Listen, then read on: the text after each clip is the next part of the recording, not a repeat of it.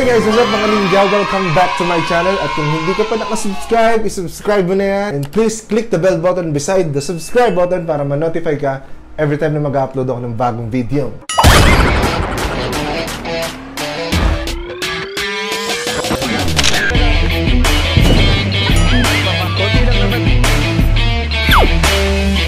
Una sa lahat, Happy New Year!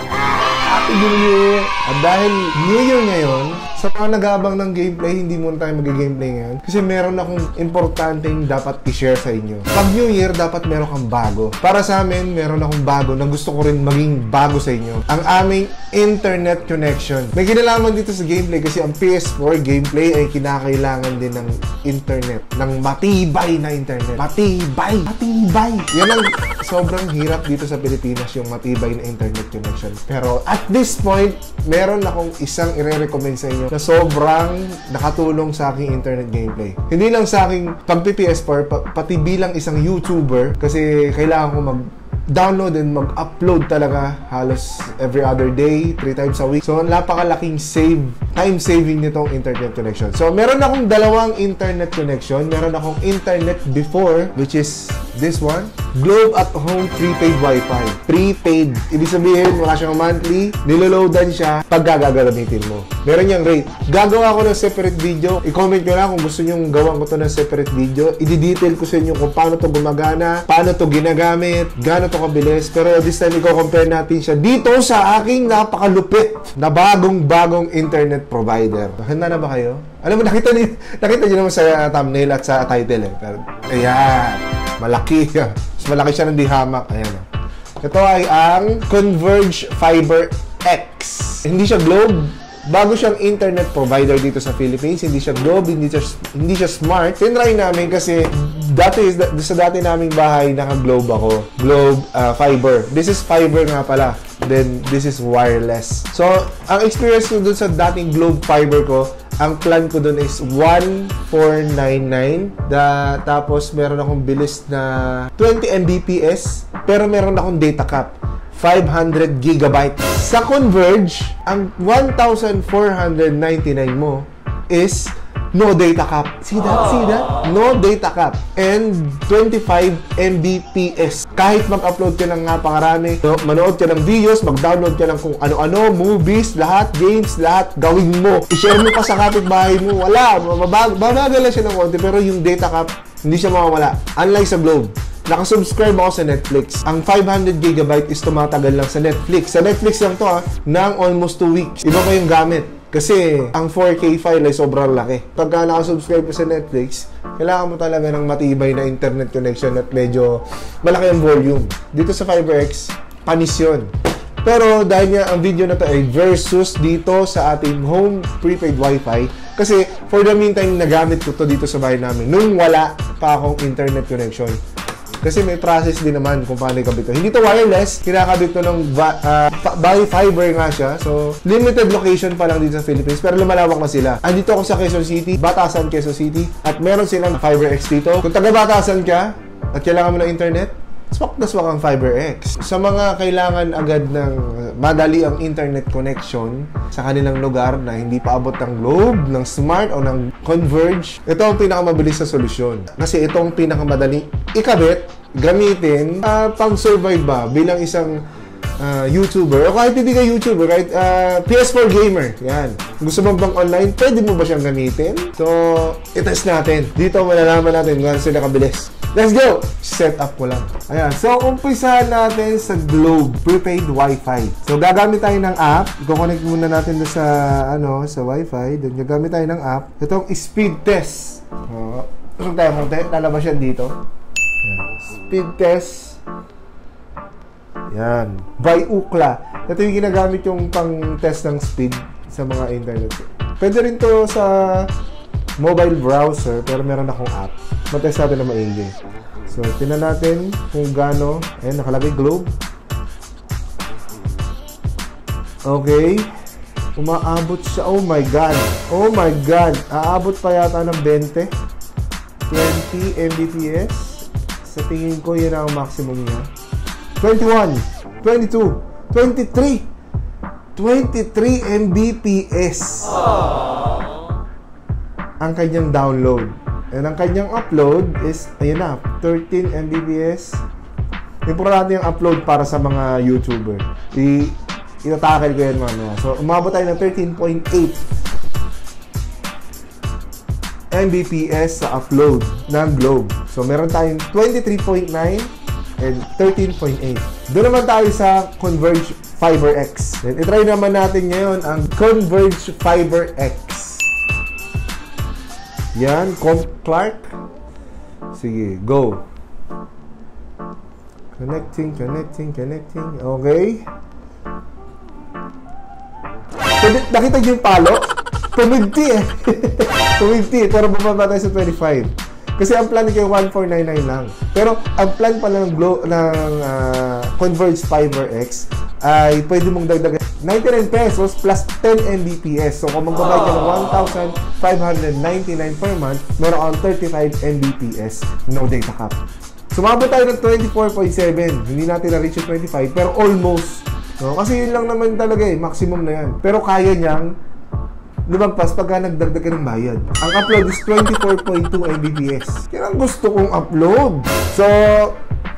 So nakita niyo kung gaano kabilis yung dalawa. Tinry natin kung gaano sila kabilis through Wi-Fi. So my opinion, do sa Globe muna tayo. Sa Globe, ginawa ko siyang pangsagip at ito ang pinaka-main problem ko sa kanya. Napakabilis niya mawala ng data. Sobra. Lalo pag nag-YouTube and Netflix kayo, hindi yan basta-basta. Lalo pag marami bulky yung mga ginagamit yung mga YouTube, yung mga nanonood kayo ng YouTube, nag-download kayo ng kung ano-anong movies, hindi ko advisable na mag-prepaid kayo. Pero kung nagsusurf lang kayo sa Facebook, sa Instagram, sa social networking, pwede yan. Matagal yan. At ito pa ang isang concern ko sa Globe. Globe prepaid, napakatagal niya mag-upload. Ang 3GB ko na file, average yan 3GB file na video ko sa YouTube na ina-upload. Tumatagal sa kanya ng 6 hours bago ma-upload. So, ina-upload ko siya sa gabi, na-upload siya sa umaga. So, kung nagmamadali ka, naghahabol ka ng content, hindi mo siya pwedeng gamitin. Pwede siya pang sagip, pero hindi mo siya pwedeng gawin pang matagalan. For temporary lang talaga habang naghihintay ka siguro ng internet provider na mas maganda. Versus sa Converge Fiber X, tumatagal lang ang 3GB na file na sa pag-upload. Alam niyo kung gaano katagal? 13 minutes, minsan 20 minutes lang. So, mas mabilis pa mag-upload kaysa mag-render ng file. Umabot din ako ng 30 to 45 minutes bago ma-render yung file eh. So, sobrang bilis siya sa upload. Pag-usapan natin yung download. Sabi nga kanina, 24.7 Mbps. So, ang importante sa PS4 gameplay yung upload. Kaya, tinakil ko talaga yung upload. Pwede yung Converge Fiber X sa online streaming pagdating sa PS4 gaming. Sa Globe prepaid, medyo tagilid eh. Kaya, pero tagilid, ubus talaga yung data mo. Ang rate pala ng per MB sa Globe is 50 pesos per 1 gig. Diba ang mahal? Pero pwede mo siya i-extend ng another 1 gig kung magdadagdag ka ng 15 pesos na add-on per day. So, 50 plus 15, 65 per day, 65 pesos per day, 2 gig lang yun. So, kung magawin mo siya, do the math, kaya nyo na yan. So, ang suggestion ko bilang isang YouTuber at PS4 gamer, kung naghahanap kayo ng magandang internet provider, Converge Fiber X. Promise, hindi ka magsisisi. Yung Converge Fiber X, baka naman. This video is not sponsored by Converge. Talagang nagustuhan ko lang yung internet experience ko sa kanila pagdating sa uploading and sa downloading na rin. Salamat sa panonood at sana nakatulong tong video na to sa inyo. Please subscribe on my channel on YouTube, JC Caloy, Twitter, Charlie Alpha Lima Oscar Yaki, and Instagram, JC Caloy, and Facebook, JC Caloy Vlogs. Alam ko nag-aantay kayo ng gameplay, pero mas nag-aantay kayo ng shoutout. So, bawi tayo ng shoutout! Medyo marami to. Sabi ko nga sa inyo, di ba? Kung gusto niyo ng shoutout, comment lang kayo sa recent na video ko. Pero dalawa na kasi yung recent video na upload ko, kaya medyo marami to. So, sa mga hindi ko masasabi, bawi ako next time. Promise! Promise. So, shout out sa aking friend, Ramier TV. Nasa arena yata sila ngayon. Mag-subscribe din pala kayo sa kanya. Meron din siya mga PS4 gameplay. At dadating na yata yung PS4 Pro niya. So, tatalunin pa niya yung channel ko. Mag-abang lang kayo at magkukulab ulit kami. Kay Sean Ray Ramirez, Don Ortega, JR Repuesto, Power Punk 2, Junex Kalimpong, Timothy Lat, Giannis Durant, Balls Life, Jericho Castro, Badong Gaming, Belda Matthew, Robert Gaming, FR Fire, Nico Barrequeros, Kenneth Panlilio, Matthew Lianto, Francis Renzo Emano, Renzo DZN, HHTGan, pasensya lang, wala pa akong PC pang PUBG, pero gagawa ko ng paraan, pasensya na. Junski Palski Idol, Razor Blaze, Mark Bamba, Mr. Eurostep, Reckless, Daniel Diogracias, Jacob Santos, Aynor Tulang, Francis Enzo Emano, Maligalig Jan Marco, Japet Marcelo YT, shout out sa channel, mag-subscribe kayo sa kanya, Emma Velario, John Balester, There's Gaming 2K19, salamat, Vincent Furio, yung Last of Us natin is pag may bala. Bench Adesa, Clark Mullies, hindi na natae-langsot ko ngayon, super size naman. Then, tomorrow is another day. JD for life, kay No Sign, shout out sa iyo, Suking No Sign. Jericho Victorino, maraming salamat ulit sa compliment. At nababasa at nanonotice ko lahat ng comment mo. So, shout out, malaking shout out na naman sa iyo. Marco Dawal, Joseph Batiles, tama ba? Mata Earth, Shan TV, Mark PH, Kizzy Carmen, ito yung malupit na singer na YouTuber. Gusto nyo ng mga covers, pumunta lang kayo sa channel niya. Shout out sa iyo. Rosel Ponce, Jared Montemayor, shout out. Si Checkered Boy, salamat ha. Kahit hindi compliment yung sasama, salamat pa rin sa pag-comment. Pasensya na rin. Kay It's Mia R, ito regular dito nag-upload. Shout out sa kanya. Noor Barra, Leon James Tabaw, Leon Scott Kennedy, Kenneth Panlilio, Riker Blaze, Dale Fontarung, Lising Yubra, Kian Castro, Miguel Reyes, Real King AJ, Kurt Rambis, Rafael Adrian Esmabe, Giancarlo Moreto 30, Patrick Balagta, Adrian Gachi, Joshua Estrella, Vincent Furio, Enrico Sinchonko, VRYSJI.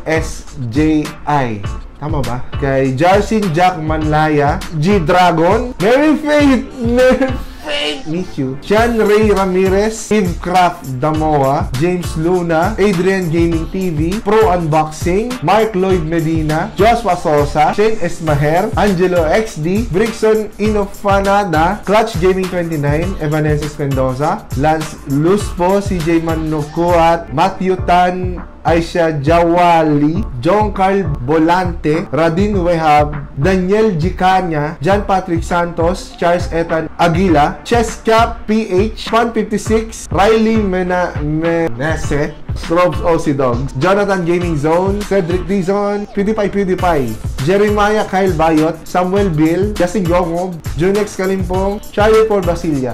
So, salamat sa panonood na nagbasa ko ng comments.